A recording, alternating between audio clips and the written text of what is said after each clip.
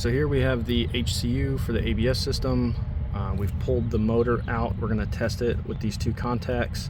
All you got to do is touch a 9-volt battery. This is for the ABS light that keeps coming on and off.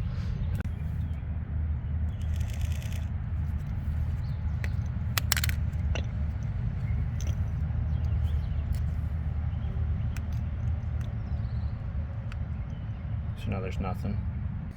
So we're going to pull this apart and see if we can free up these pickups. All right, so here's what it looks like inside. And you've got these little races right here that these contacts slide in.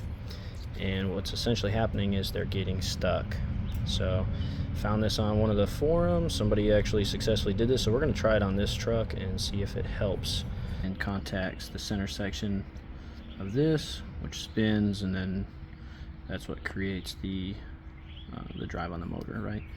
And then right here on this one, we've pushed it. So this one, as you turn or you push it, right, it goes in and comes back out to make contact with the motor. On this side, it does not. This side's pretty stiff. So this is one of the problem sides. All right, so we got our screws installed. You can see here we only did one side because the other side was free, but we use M3 by 0.5 by 8 Pan Phillips machine screws, and these were from Lowe's, and they just barely fit in the recess. So we did have to Dremel out a little bit of that area for the screw, but other than that, we put some red Loctite on it and getting ready to reinstall